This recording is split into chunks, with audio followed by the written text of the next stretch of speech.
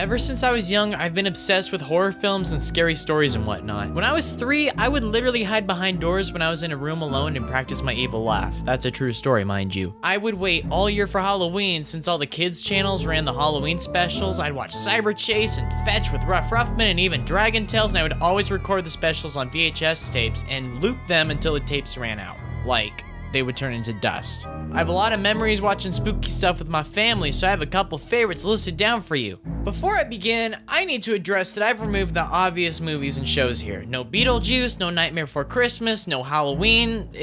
You already know this is good. Like, I'm making this list for you to discover stuff instead of like reaffirming your opinions, okay? So like, a lot of these you probably haven't heard of. If you have heard of a few, good for you. Also, it's worth noting that items 10 through 2 are kind of just thrown together. It's not like number 8 is inherently worse than number 4. It is not a ranked list, except for number 1. So we're gonna climb through these together. This is all building up to number 1. Number 1 is better than all of them, okay? Also, some mild spoilers will be explored through some of these, so if you find a movie or show that looks kind of interesting, just skip the segment. All the timestamps are in the description, so you don't have to just stop watching completely. So slip on your ghost onesie and mix the candy corn with the popcorn, which is really good, by the way, because we're about to start digging in right now with number 10.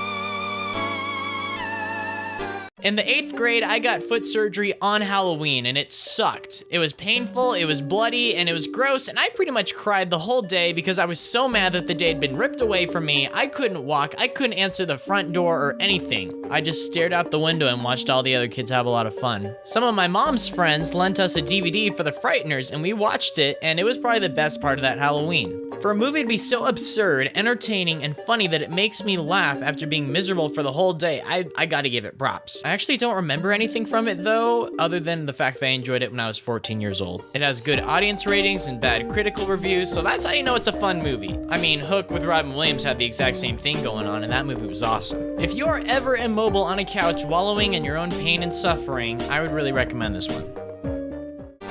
Number 9! This movie just came out like a month or 2 ago as of the time of making this video, and I loved everything about it. The writing, the acting, the cinematography, the horrific violence against children. It was everything that I wanted it to be, being just true enough to the original to satisfy fans of the novels while still being accessible for new audiences. When I initially saw this movie, we saw it in D-box seats in the theater. That meant that the chairs rocked and moved, which was a totally different experience. Not only were the jump scares loud, they practically threw you around, adding a whole new level of suspense to the experience. Hopefully it'll be remembered as a classic someday. And quit lying to yourself, the 2017 version is worlds better than the 90s one. Number 8! Here's a word you don't hear very often, aesthetic. You probably hear that every day if you're an emo kid. This episode looks like Halloween. The sky and the horizon, they're dark, they're pumpkins, they're ghosts, this looks so good. SpongeBob is getting spooked nonstop by his friends, from Squidward to Krabs pranking him to Miss Puff spooking him to even Patrick freaking him out by accident. He and Patrick come up with some pretty elaborate prank to pull on the Krusty Krab and scare everyone half to death, until Patrick loses control of SpongeBob and exposes his identity. Everybody starts laughing until the real Flying Dutchman appears and expresses how disgusted he is that everyone is exploiting his likeness for cheap Halloween gags and smearing his reputation among other sea creatures. This is oddly relevant right now, whoa. As punishment, the Dutchman threatens to take everyone's souls and then he takes away SpongeBob's costume and then he panics at the sight of SpongeBob's brain. See, he had this weird idea to cut off the sides of his head to make his head more round since, ghost heads are round, and that kind of freaks everyone out in the room. So why should you watch this despite the fact that I just told you the entire episode? Simple. The artwork is outstanding. I love how much this looks and I love how it plays out. It's simple, it's fun, it's ironic, and it's spooky, and it's everything that I want from a Halloween special. It's radical. Number 7!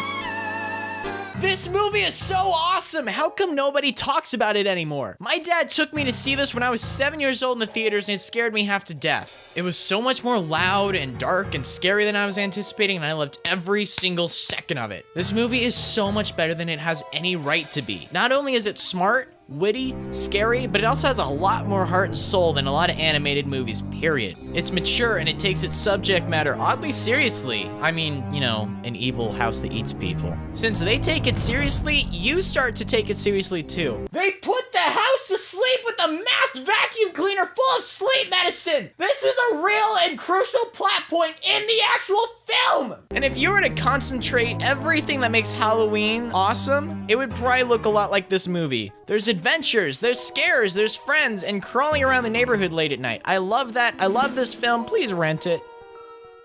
Number 6.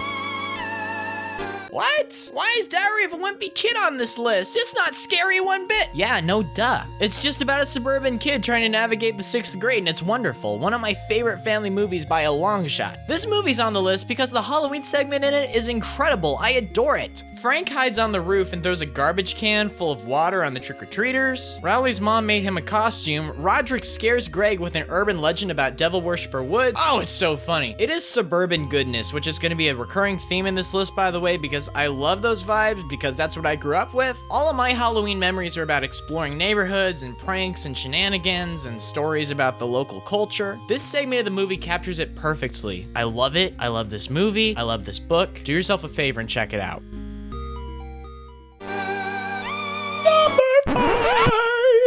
There's no way that's gonna make it in the final cut of the video. I love the Garfield TV specials. I love the Garfield and Friends series. This is not real Garfield, mind you. This is. Whenever I'm babysitting some kiddos, I bring over all of my Garfield DVDs, and I found myself laughing a lot harder than they do because these are still hilarious. They are worlds better than the comics. What's really cool about Garfield's Halloween Adventure is that it lives up to its name. It's divided into 3 segments. The first is about Garfield, the second is about Halloween shenanigans, and the final one feels like a legitimate adventure. Garfield's Halloween Adventure. Oh, I get it. Garfield wakes up on Halloween to discover that he can go trick-or-treating and score some candy. He throws together a pirate costume and takes on the neighborhood. When he decides to travel down the river and stop by some more houses, he and Odie lose their way and they end up being left behind on a cursed island. By the way, this old guy was like the scariest thing ever as a kid. This is more like it. Remember that comment about suburban goodness I made like 3 seconds ago? That's still relevant. This looks wonderful, and it has like a great pumpkin vibe about it. It's great, and it's one of my all-time favorites. Number 4!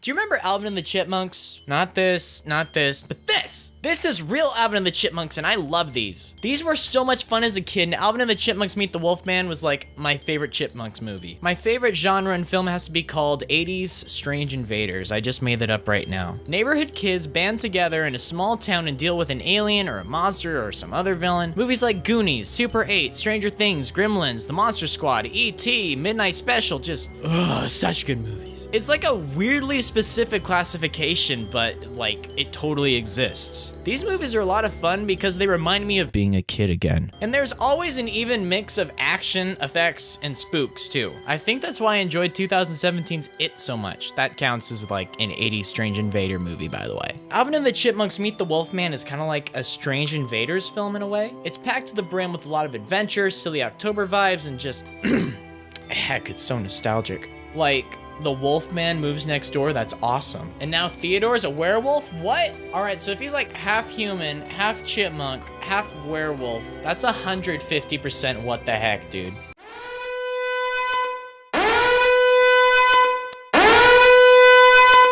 Number 3. I can't sing. Alright, we're not clowning around with any more kid stuff. These movies are so over the top and ridiculous that it's a marvel. This is my boomstick. You can find this in the sporting goods department.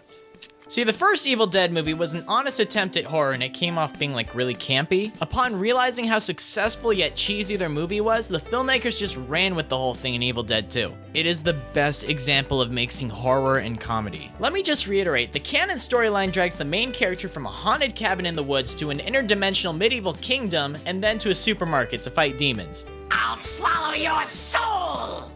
Come get some. This movie is so good! The remake was a bit controversial because it didn't have any of the comedy elements that made the original so iconic. However, they went completely overboard with the graphic and disturbing effects. I thought it was an excellent homage to the originals and a super radical post-credit scene too, if you haven't ever seen that. My little brother considered himself like a horror movie expert until I showed him this movie and he tapped out. He could not handle it. Although he has since been able to finish it, so I mean, in case he's watching it. Ash vs. the Evil Dead, it's alright. It's not nearly as groovy as the originals. Seem to be in the minority with this. They're still fun to watch. I tore through the first season in like a day. It just felt too much like a cable horror series. I don't know, maybe it's just me. But if I ever have a friend staying the night, I always pull out the Evil Dead films on VHS. These are like a sleepover staple from my childhood, and I still rip them out every summer, and I love them. Hey, this is number 2, buddy.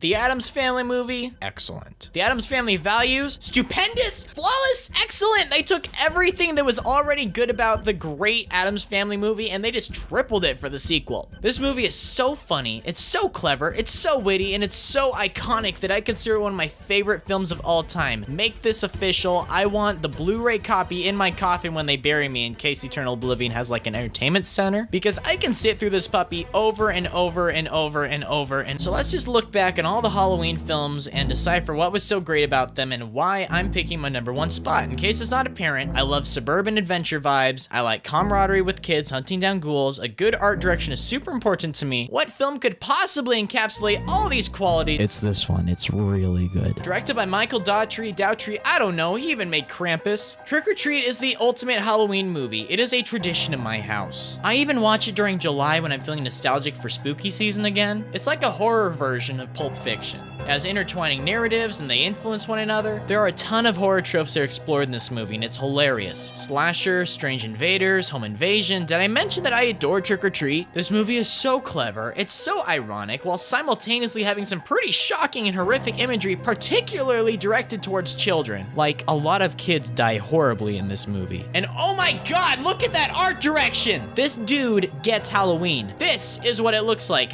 This is what it feels like. Everything is so spot on, and it's a perfect mix of lighthearted with evil. This movie has achieved cult status, and for a good reason. I love the lore, I love the characters, it is bragging for a massive fan base because it totally deserves it. Plus, the director himself is working on a sequel. Get on top of it, dude, I want more of this! Please watch this movie, do yourself a favor, have a party, buy some candy, watch this with your friends, maybe send me a picture of it on Twitter. Oh snap, transition to all the YouTubey stuff. On top of sending me a picture of your sick party on Twitter, maybe you should follow me there too. And you should probably subscribe on here, yo. I'm doing a lot of spooky, scary Halloween content all month. There may or may not be a super radical collaboration with the King and Queen of Losers coming up, so you should definitely get familiar with them before, you know, I drop the sick video this month. Wow, that was actually pretty brief. Thank you so much. Remain savory, cuties. I'll see you next week.